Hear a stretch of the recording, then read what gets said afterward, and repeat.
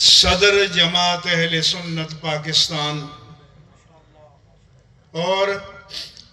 غزالی زماں راضی دوران کی جوہر خطابت کے امین، آپ کے استدلال خطابت کے امین، خطیب فصیح البیان، بلیغ اللسان، شیر لسان، حضرت صاحبزادہ علامہ سید حامد سعید شاہ کاظمی دامت برکاتہم، اور حضرت غزالی زماں کی تدریس، تربیت، تزکیہ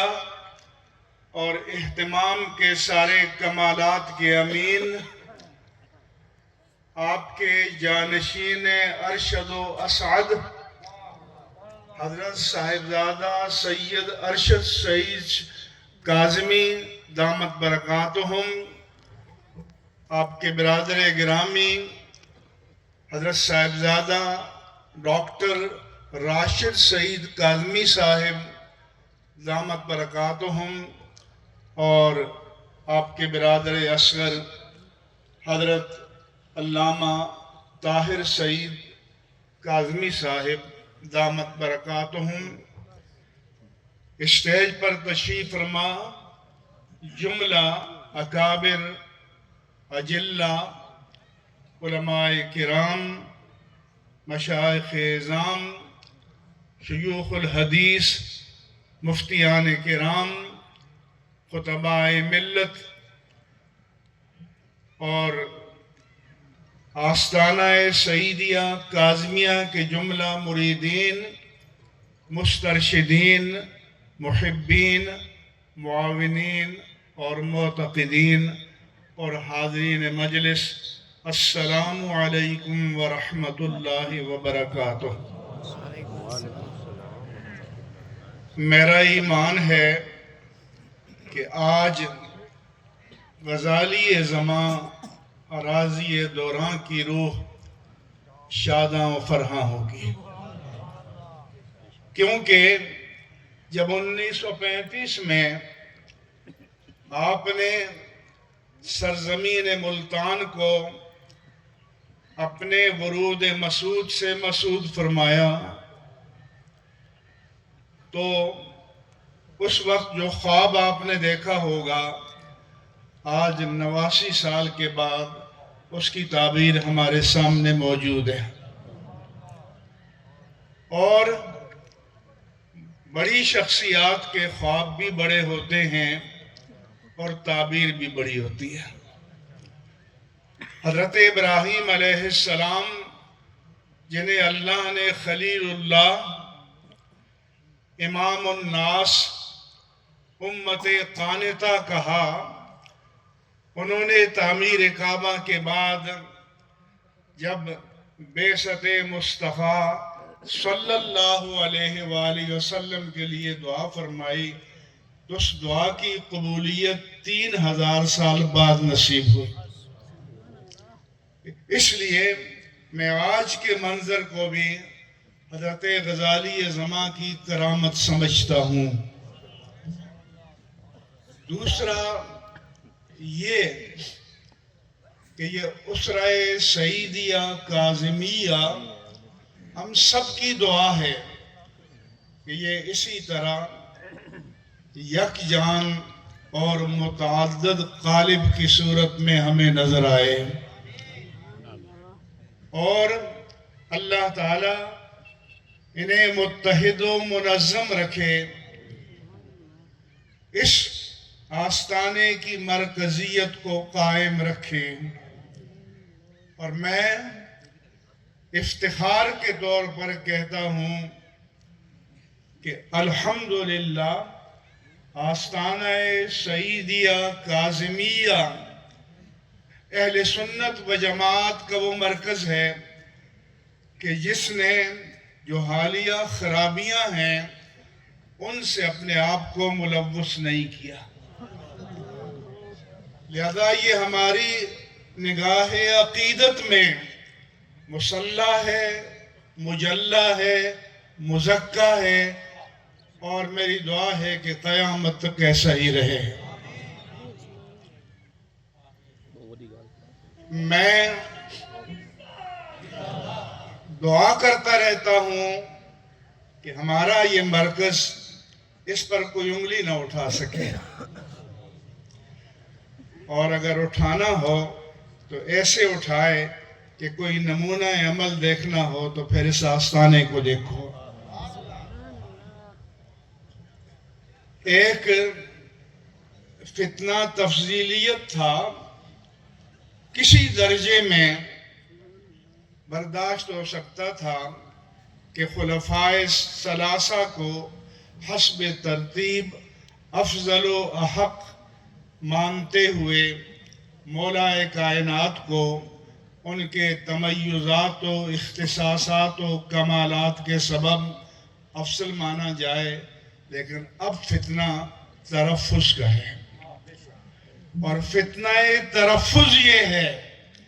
کہ اہل بیت اطہار کی شان بیان کرتے ہوئے صراحتاً، اشارتاً، کنایتاً، تعریضاً، توریتاً صحابہ کی توہین کی جائے۔ لہذا اس آستانے کا پیغام یہ ہے کہ اس فتنے کو اہل سنت میں کبھی بھی نفوذ کرنے کا موقع نہیں دیا جائے گا۔ اس کے بعد میں ابھی حال ہی میں ایک مضامین کا سلسلہ لکھا ہے کہ اسلام اور عصری علوم، اور میرا ایمان ہے کہ یہ جامعہ نہ صرف دینی علوم میں دنیا کی ریٹنگ میں اعلیٰ مقام پائے گی، بلکہ عصری علوم میں بھی انشاءاللہ تعالی دنیا کی ریٹنگ میں اس کو بڑا مقام نصیب ہوگا۔ میں ملتان کے سارے منتخب نمائندگان اور حکومت پنجاب اور وزیر اعلیٰ پنجاب سے مطالبہ کرتا ہوں کہ مین روڈ سے جامعہ تک آنے کی سڑک جو ہے اس کو عالی شان طریقے سے کم از کم وقت میں پختہ بنایا جائے۔ سبحان اللہ۔ اور ہم ان منتخب نمائندوں کو پوچھیں گے کہ اگر آپ کے مقدر میں یہ سعادت نہیں ہے تو آپ کی قیادت کس کام کی ہے؟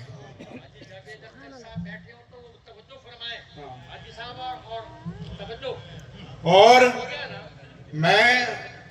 وزیر اعلیٰ پنجاب سے مطالبہ کرتا ہوں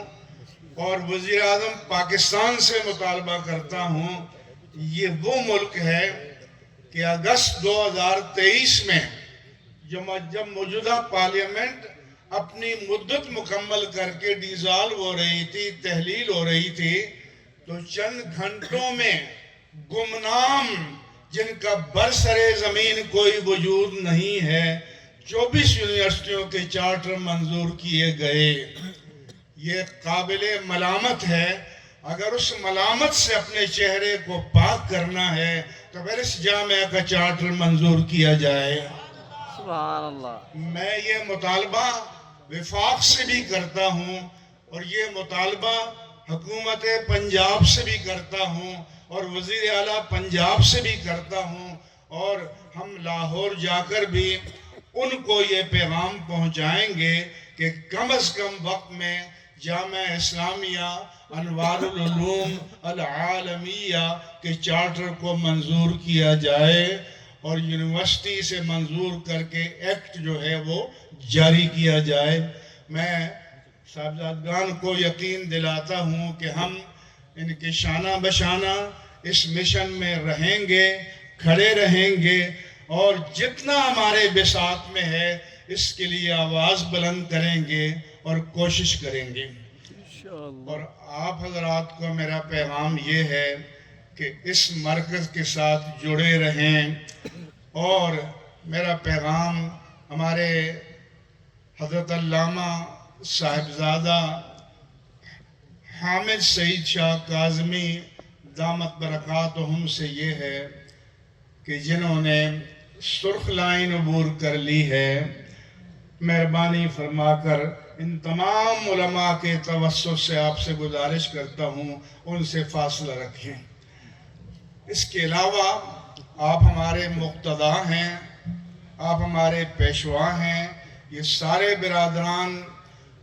اپنے اسلاف کے اخلاف ہیں، آنے والوں کے لیے اسوہ ہیں، قدوہ ہیں، نمونہ ہیں، رول ماڈل ہیں، اور ان کی اس حیثیت پر کبھی کوئی داغ اور دھبا نہیں آنا چاہیے۔ یہ ہماری خلوت و جلوت کی دعائیں ہیں۔ اللہ تبارک و تعالی آج کے اس اجتماع کی برکت سے ہماری ان دعاؤں کو اپنی بارگاہ عالی میں شرف قبولیت نصیب فرمائے۔ وما علیہ الا البلاغ المبین۔